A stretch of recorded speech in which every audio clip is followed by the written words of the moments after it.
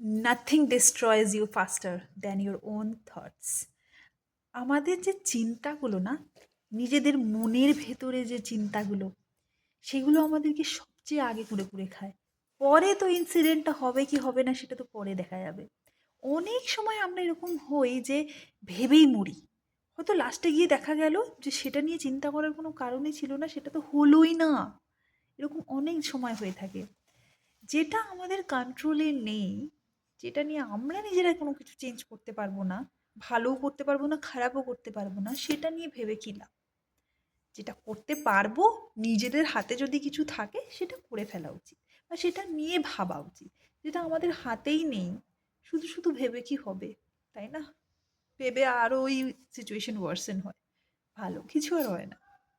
If you have solution, then চিন্তা করে লাভ আছে। কিন্তু if you don't have solution, then what to worry and what to think.